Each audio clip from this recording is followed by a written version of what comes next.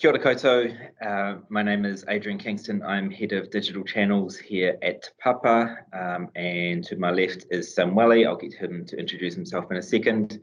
This video is a recreation of a presentation, a Zui that we did for National Services Te Pairangi a few weeks ago around the audience impact model, a tool that we've developed at Te Papa and have been using for the last couple of years. At the beginning, I'm going to run through where the audience impact model came from, and then going to hand over to Samuele, who's going to talk a lot more about how we've actually been using it and what we've learnt in the last couple of years. If you have any questions after this, after you've watched it, get in touch with National Services at Te Papa, and they'll get in touch with us. Okay, so the audience impact model is something that was developed at Te Papa around about 2017, 2018. It's basically something that we wanted to do that gave us a better view of how we were designing for our audiences beyond our standard success measures. Because up to this point, generally the things that we've been talking about a lot were this big number, 1.5 million. Which is the number of visitors that we had on average. This is pre-COVID, remember, that was our big success measure, 1.5 million visitors through the door at Te Papa every year on average. So it's a great number, you know, and we used it a lot. So it must mean that we're successful. But then you look at other big numbers. So 12 million is a bigger number than 1.5 million. And that's how many people pass through the Wellington railway station every year. So that must mean that Wellington railway station is more successful than Te Papa. 700,000 visits, Te Papa's collections online. So that means Te Papa's collections online must be less successful than the building. 250,000 visits to citizens' advice in 2019-20. So you can't really compare numbers without broader context, is basically what we're saying. It doesn't really give you an indication of impact or value. So numbers are important, but there are other things that are more important, particularly with proper context and analysis. Numbers are really important when you're thinking about market share and reach, and when you're thinking about growth or the percentage of people that you're reaching. And obviously it's really important for budgeting as well, but they're only the beginning. We needed to start thinking about where wonder and emotion and learning and change and impact actually started to fit in relation to these numbers. So we were looking to see what is the value of what we offer and what is the impact of what we do in our audiences, not just how many audiences do we actually have visit us. So it was a move away from what have traditionally been called online as vanity metrics, the big numbers that you can show off with, and more than through the door, more than page views, even more than dollar earned, and one of the things that I argued is even more than satisfaction ratings, but we were still looking for something even more meaningful than those. Because as the National Museum, a question I was asking was, aren't we here just to do good rather than just have lots of people visit us?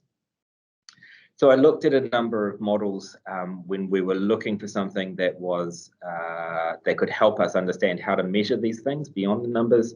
And I found a number from different sectors across the world, some from education, some from technology, some from entertainment, as well as some that are based around culture as well. So even Te Papa's own strategy statements around changing hearts, changing minds, changing lives was a starting point. But also there were others such as pirate metrics. They're called pirate metrics because they say R. It's acquisition, activation, retention, referral, and revenue. Google had one around user experience and a number of others. And what I found was that there was a simple common flow or spectrum from left to right for Western viewers around the idea of how to move away from the shallow, which is just the numbers through to further in the spectrum into deep commitment. Or in the time frame, it was a similar kind of flow of getting people from immediate through long-term visitation, reaction, and value exchange. At the left, you've kind of got minimum effort, and on the right, you've got maximum impact. So that was a flow that I noticed across the spectrum for all of those models. What we came up with was sort of 5 steps that we saw was a flow that made sense for us. So attention, reaction, connection, insight, and action.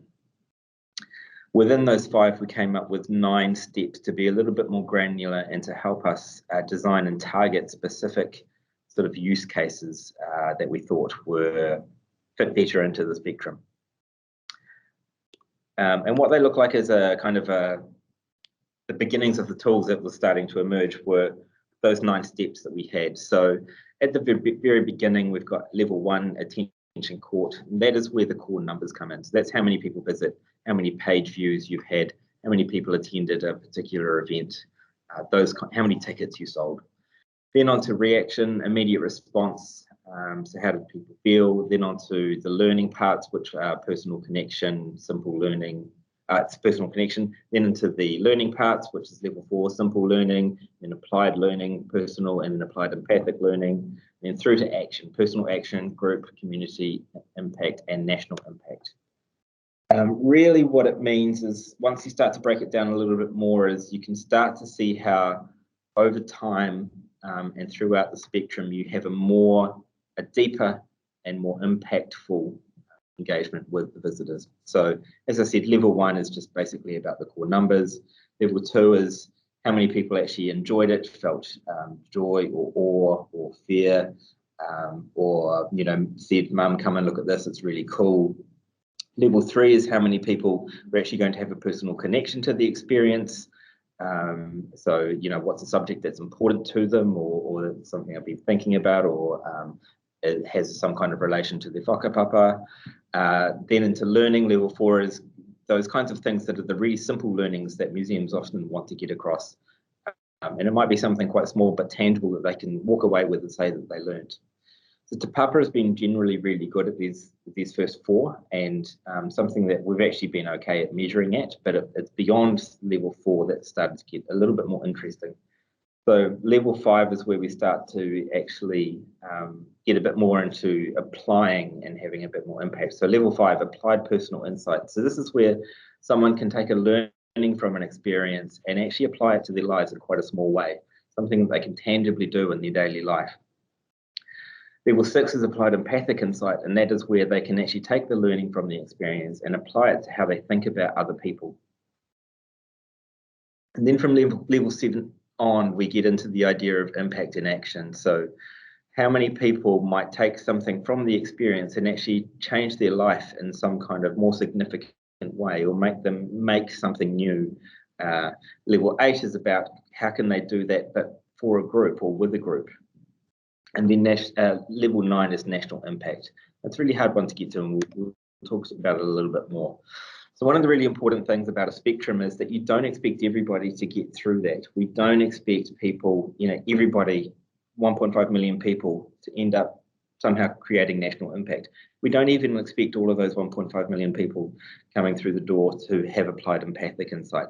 But if you think about what a kind of a spectrum might look like as it tails off, even if you think about only 0.01% of a particular number of people coming through getting to national impact, or 1% going away with community impact, the numbers are actually quite significant. So, for example, for 10,000 people coming in, 0.1% is 1 person, or 1% is, 100 people go away and come up with some kind of community impact. 800 people going away and taking a personal action. That's pretty significant. So the thing here is we expect to lose people on the way through. We always do. That's part of visiting or engaging with a museum, is people will always fall off at different points within the spectrum. A key component is in the idea that aim is applied at different levels. So usually it's at a particular product or exhibition, but what you can do with it is you can actually come up with views, and Samuele's going to talk about this a little bit later, that gives you a better understanding about your whole program is working, in terms of where you are having impact on, and deeper impact in some experiences and lighter impact in others. And that's always going to be the case. We don't expect every experience that we design to be incredibly impact laden. That would be very tiring for our visitors and probably put a lot of them off. And different types of experiences are also always going to have different types of impact. A key component about the audience impact model is it's based on visitor success, not Papa. That's a big part of that sort of move away from vanity metrics. We aren't anymore saying, look how amazing we are. We're saying, look how much impact an experience has had on a visitor. Look what they've been able to do. As I said, reaching the levels is really difficult to achieve, and it requires new ways of thinking with how we design and measure, but it does actually challenge you. How far can you go? And as a design tool, we've found it really useful for sitting down with people who are charged with creating experiences and research outputs and things like that, and going, that's great, but not just how many people do you want through the door, but how many people do you want to move through to the different levels of the spectrum? And the model, as we said on the previous slide, it allows some of the lighter and shiny things to sit alongside the deep, because it's not about necessarily individual experiences.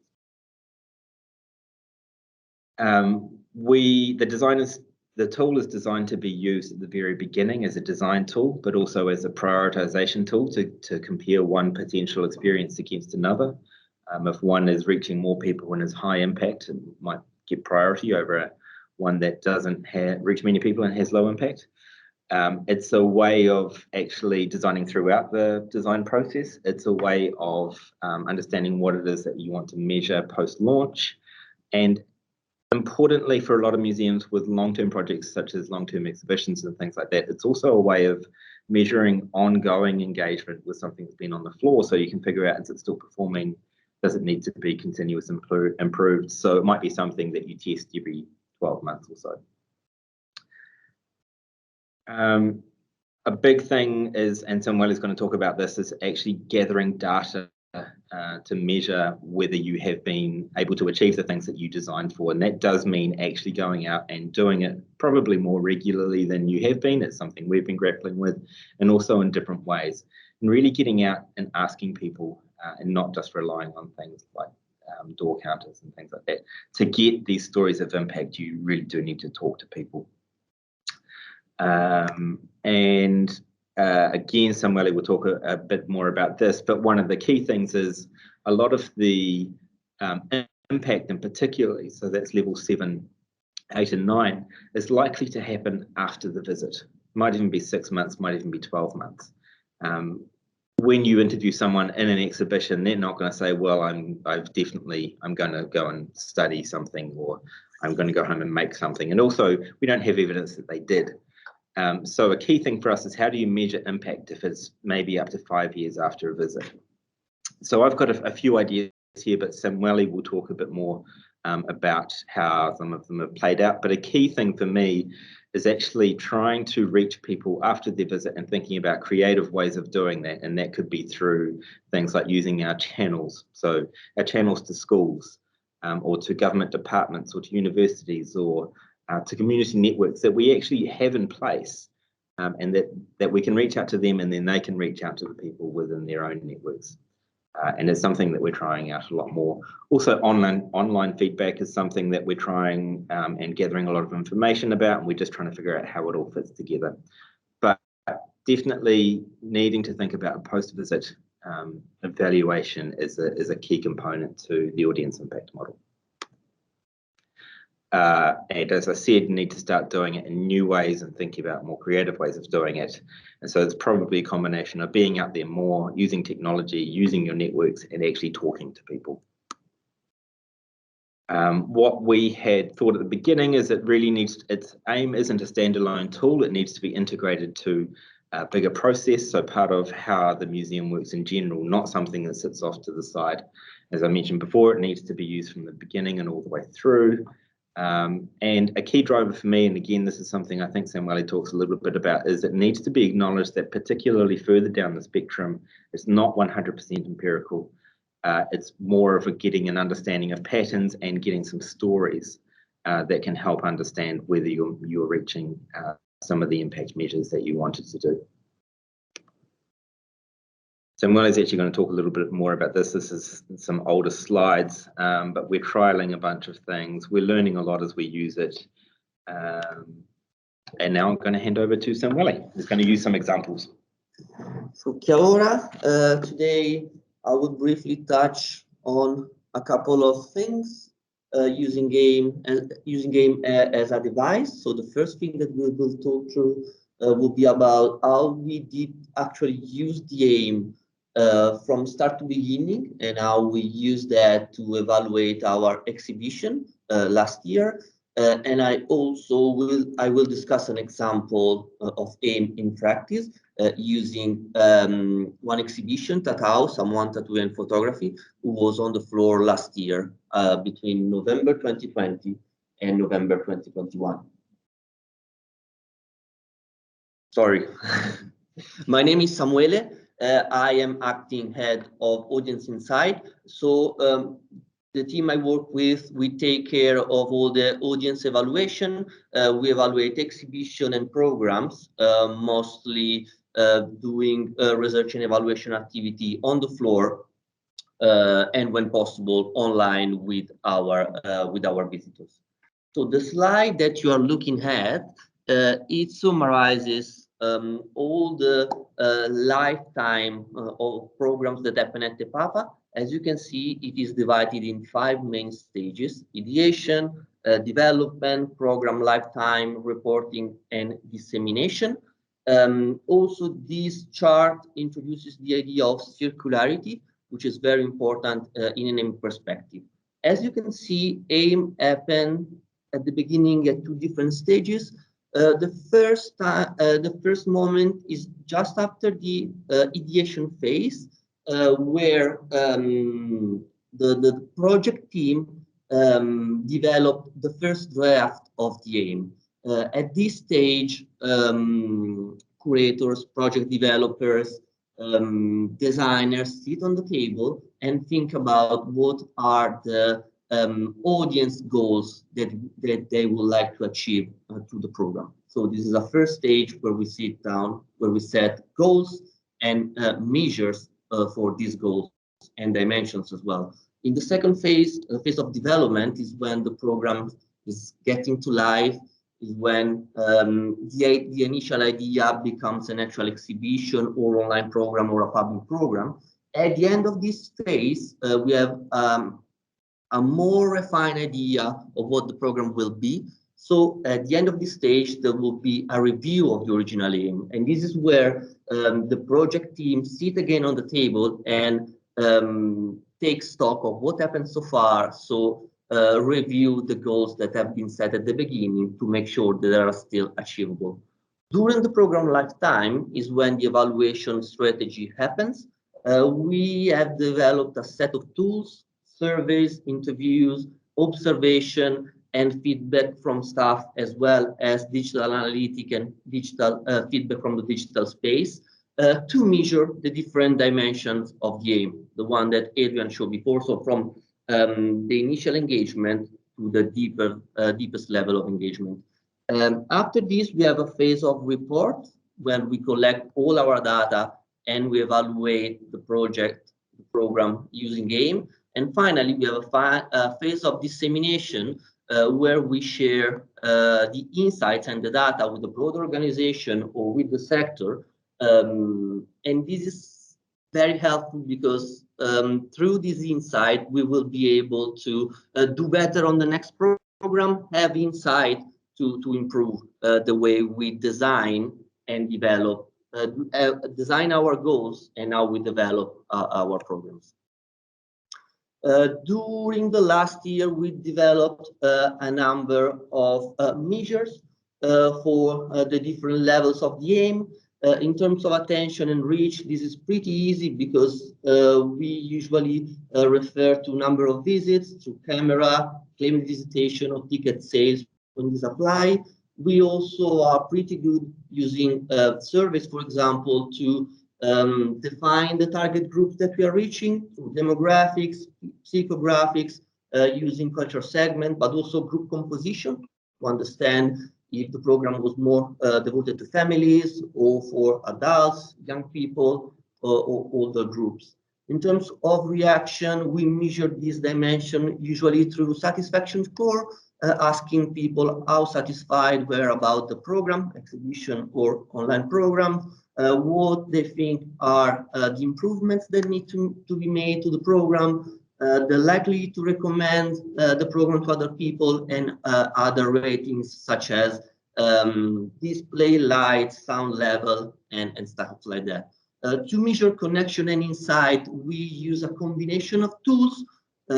Usually, through our service people, we use multiple choice question that also offer people the opportunities to insert their comments, so we can grasp on what their personal connection was, what their simple learning, applied, and empathic forms of insight. We also used face-to-face interviews to really go deep into people reaction, their connection, and their insight. We use an instrument called the dimension of visitor experience, which tell us where the impact was on a spectrum again, and we also really rely on feedback from our front of our staff and direct observation of behaviors on the floor. This is an example of AIM. This is the AIM that we designed for Tata exhibition.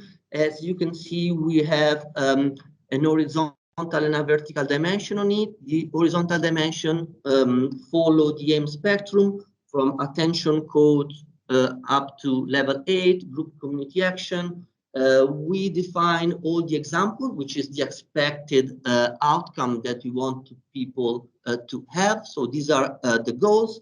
And we also have a quantitative dimension, which tell us what's the percentage of people that we want to have that specific impact, that specific reaction, connection, learning, or applied insight. And also we have a measurement method at the bottom of this chart, where we say exactly which kind of instrument we are going to use to measure if the goals have been met. The assessment is based on a very simple traffic light visual system. We give a green light when both the quantitative and qualitative dimension are met. Yellow light is when we have evidence that one goal has been met by means of the visitors' comments, but we don't have a quantitative dimension that supports that. And we give a red light when we don't either add a quantitative or qualitative evidence that the goal was met. We learned a lot during last year. AIM proved to be very helpful to help us fine-tuning the experiences. We are really putting our mind on an audience perspective. We are thinking more and more as putting ourselves into the visitor's shoes. AIM is also very helpful to define goals and to define the measure for this goal, to make sure that we met our aspiration. AIM is a language, and as any language, it needs to be practiced. And we are realizing over time that we are improving as much as we are using it. So the more we use the AIM, the better we are at setting goals and measuring them. We also learned that we are very good at measuring and evaluating what happens at the Papa in-house. For the time being, we are less good to measure what happens outside the building, but also non-exhibitions such as digital experiences, public programs, and community engagement.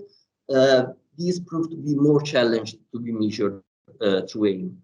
But we also learned that AIM is pretty flexible, and so we can really use it for different purposes and different scenarios. Again, it can be applied to exhibition, digital experiences, public programs, and for other community projects. Now, what happened in Tata, someone tattooing and photography?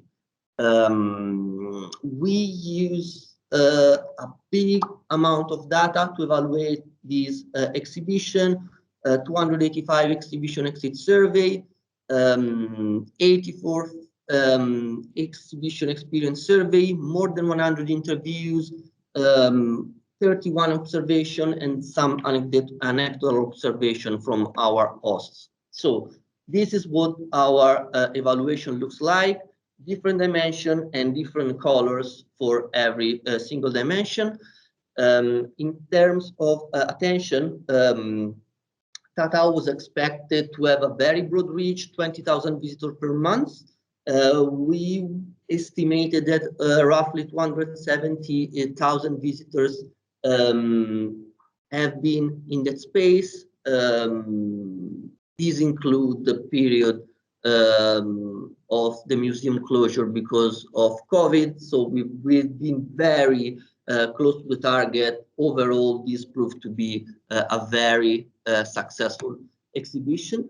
Was very interesting to see the demographics of the exhibition. So you can see on the chart, the ethnicity chart, the comparison between the ethnicities at the Papa over the period, so November 20 to November 21, and the green columns are the specific demographics for Tatao. You can see that particularly Pacific visitors were pretty high compared to the rest of the museum for the period, 8.2% compared to 6.9%, and this tells us that the content really attracted Pacific visitors who were interested in the topic and came to see the exhibition. It was also interesting to see on the other chart, age groups, that the exhibition didn't really attract the age group 35 to 54, and this our assumption is that our hypothesis is that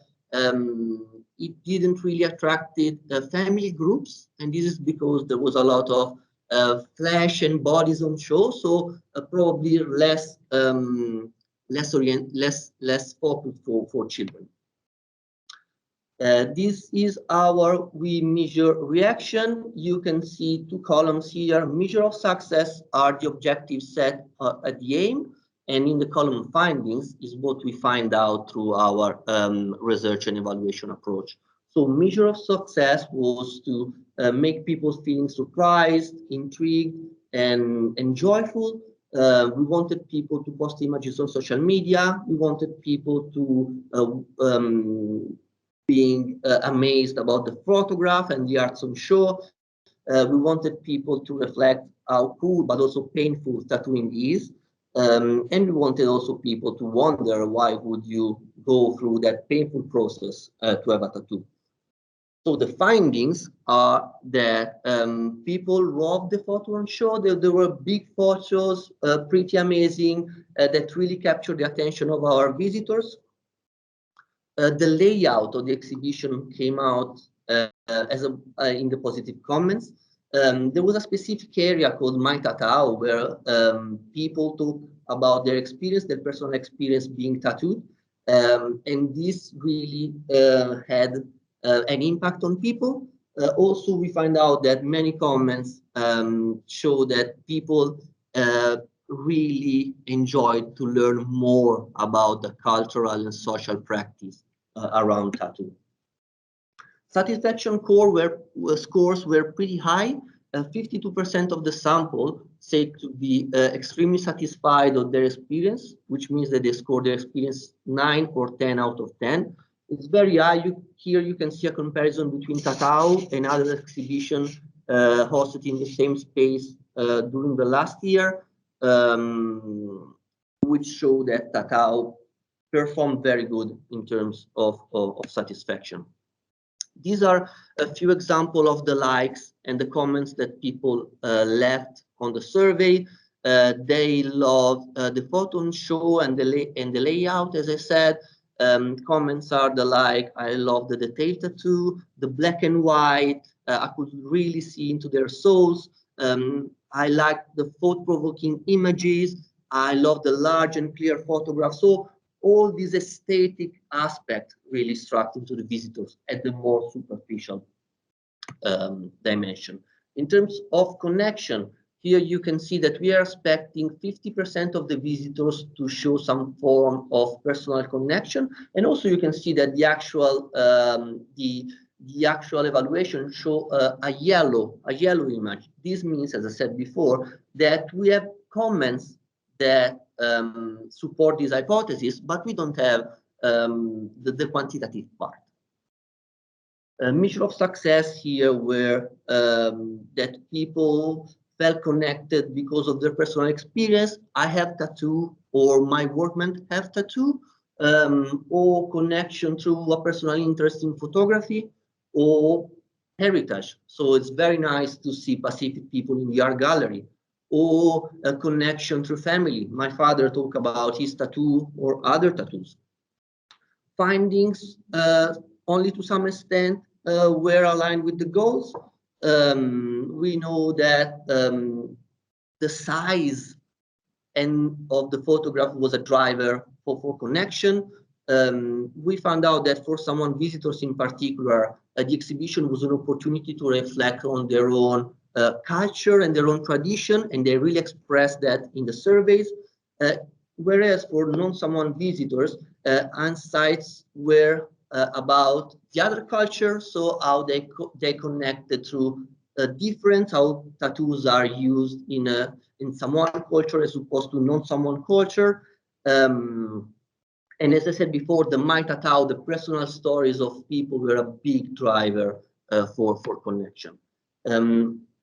In this slide, you can see a comparison between the total sample and specific and Samoan visitors. You can see that the question, the exhibition for someone like me, it connects with my cultural identity, was pretty low in general, but was very high for Samoan. 44% said for someone like me, 62% it helped me to connect with my cultural identity. So we have this difference between the total sample and specific Samoan visitors.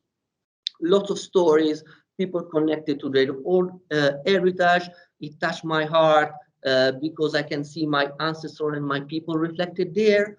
A connection in terms of place. We have the story of this person grew up in South Auckland and was went into the space with their young daughter to tell her through the story of their neighborhood. We also had connection with the artist and the subject. With one person who came here was a friend of Greg Semu, which was one of the photographers. So this kind of personal connection, but also connection to the tattooing practice. It relaxes to me because I can see my Filipino culture. So I'm not Samoan, but somehow it talks to my background as well.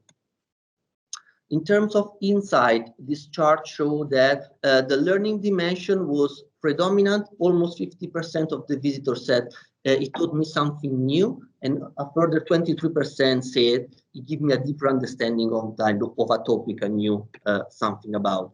Here again, learning, the findings tell us that learning was mostly about, on the one hand, the technical aspect of making tattoo, and also people really learn about the tatau as a rite of passage with a deep cultural meaning for Samoan tradition.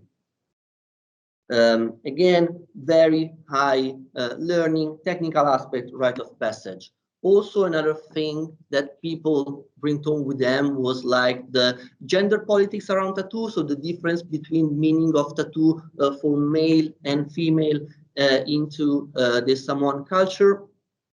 So people was able to go deeper into a specific culture, into specific traditions. In terms of insight, what we wanted to do was people asking if having a tribal tattoo was appropriate or not, and asking themselves if that was the case, to look at people in a different way, so not judging tattoo by themselves, but understanding that tattoo is part of a complex culture.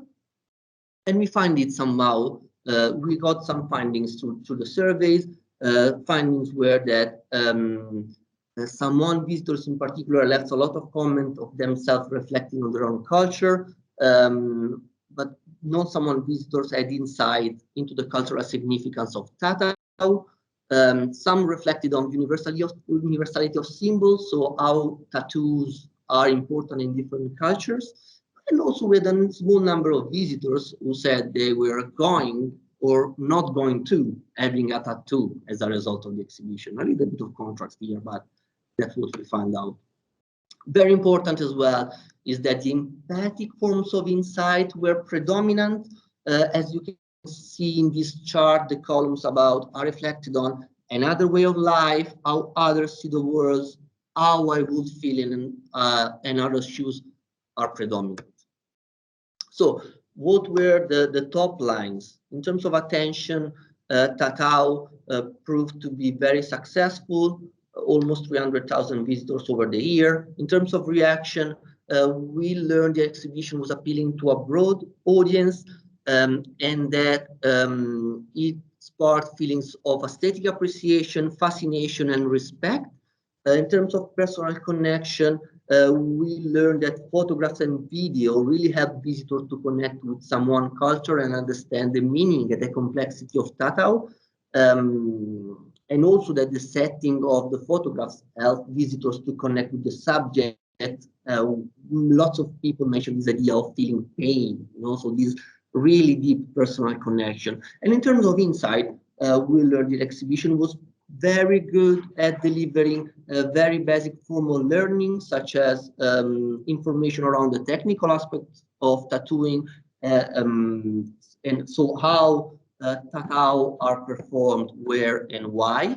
And also we learned that the exhibition made visitors reflect on the relationship with other cultures and the universality of symbols.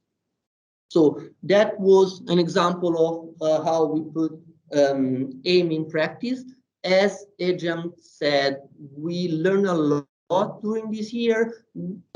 Our challenge for the future will be to challenge ourselves and to move in our non-comfort zone. So try to find new ways to understand impact outside the building or over time. So to check what's the impact is in 3 months, 6 months, 1 year after the exhibition or the experience with the Papa has finished. This was me. Adrian, would you like to add anything? No, that's good. Thank you, Samuele. So thank you all. Hopefully this has been of some use and makes up for the loss of the recording from the actual presentation. As I said earlier, if you want to get in touch with either of us, get in touch with National Services Te Pairangi at Te Papa, and we can answer any questions you are after. Thank you very much.